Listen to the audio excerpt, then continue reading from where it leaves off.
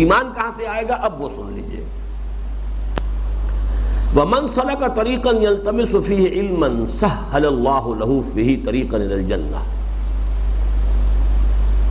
جس شخص نے کوئی راستہ اختیار کیا، راستہ طے کیا، کسی راستے پر چلا جس سے کہ وہ علم حاصل کرنا چاہے. ایک دولت کمانے کے لیے بھی سفر ہوتا ہے، ٹھیک ہے، وہ بھی مسنون ہے، آپ جائیں سفر کریں. ریلۃ الشتاء والصیف قریش کا جو ہے وہ دولت کے لیے تھا، کاروبار تھا، وہ بھی ہے اپنی جگہ پر، حرام نہیں ہے. حضور نے کتنے عرصے تک، جب تک وحی نہیں آئی ہے، آپ نے یہی کاروبار کیا ہے. لیکن ایک ہے شخص جو علم کی طلب میں جا رہا ہے. من سلک طریقا یلتمس بہ فیہ علما سہل اللہ لہ بہ طریقا الی الجنہ. اللہ تعالیٰ اس کے ذریعے یا اس کے صدقے میں اس کے لیے ایک راستہ جنت کی طرف آسان کر دیتا ہے. وَمَا اجْتَمَعَ قَوْمٌ فِي بَيْتٍ مِّن بُيُوتِ اللَّهِ. اور نہیں جمع ہوتے کوئی لوگ کسی گھر میں اللہ کے گھروں میں سے. ظاہری الفاظ کی بنا پر تو خیال یہ ہے کہ اس سے مراد مسجد ہے، لیکن بہت سے شارحین کا یہ قول ہے کہ اس سے مراد کوئی بھی جگہ. رند جہاں بیٹھ کے پی لے وہی میخانہ بنے. جو بھی ظرف ہاتھ میں اٹھا لے وہی پیمانہ بنے. جہاں بیٹھ جاؤ. اللہ تعالیٰ نے، حضور نے فرمایا، اللہ نے میرے لیے پوری زمین کو مسجد بنا دیا ہے. لیکن یہ کہ بہرحال درجہ بدرجہ رہے گا. اللہ کے گھر کے اندر جہاں نمازیں پڑھی جاتی ہیں باجماعت، اس کی اپنی ایک کیفیت ہے، اس کی ایک روحانی فضا ہوتی ہے، لیکن اس کو اس سے خاص نہیں کیا ہے اکثر لوگوں نے. مجتمع قوم فی بیت من بیوت اللہ یتلون کتاب اللہ ویتدارسونہ بینہم.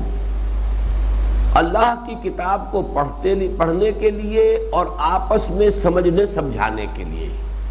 یہ کون سا باب آ گیا جی؟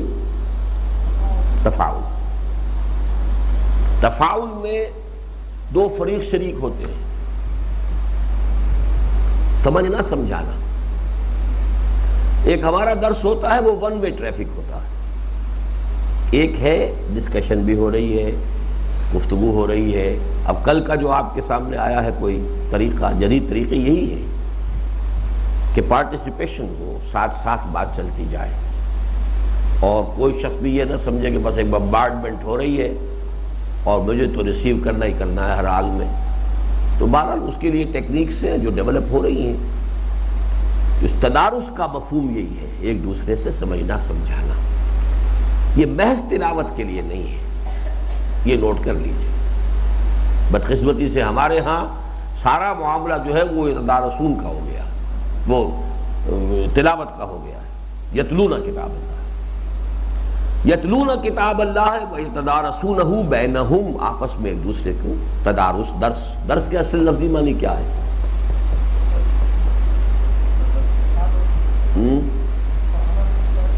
جی سہارا. آپ پتہ نہیں کون سی بولی بولتے ہیں. سبق. سبق تو اس کا مفہوم دراسہ کہتے ہیں لکھ کر مٹانا. پرانے زمانے میں تختیاں ہوتی تھیں، لکھی پھر اس کو پوچھا دیا، پھر لکھی پھر پوچھا دیا. سلیٹیں ہوتی تھی، لکھا اور مٹایا. یہ کاپیاں کہاں ہوتی تھیں؟ اور اس حساب سے کاغذ تو ایک نایاب اور کمیاب شے، بہت قیمتی شے، بہت ہی انقا شے. تو تدارس یہ ہے، لکھو مٹاؤ، لکھو مٹاؤ، لکھو مٹاؤ. اس کا مطلب کیا ہے؟ گھسنا، بار بار کی تکرار سے اس کو اچھی طریقے سے پکانا. یتدارسونہ بینہم. اب کیا ہوتا ہے جب یہ لوگ جمع ہوتے ہیں؟ الا نزلت علیہم السکینہ، مگر لازماً نازل ہوتی ہے ان پر سکینت. وغشیتہم الرحمہ، اور رحمت ان کو ڈھانپ لیتی ہے، سایہ کر لیتی ہے. وحفتہم الملائکہ، اور فرشتے ان کے گرد گھیرا ڈال لیتے ہیں. وَذَكَرَهُمُ اللَّهُ فِي مَنْ عِنْدَهُ، اور اللہ تعالیٰ ان کا تذکرہ کرتا ہے اس مجلس میں ملائکہ مقربین جو اس کے قریب جو فرشتے ہیں.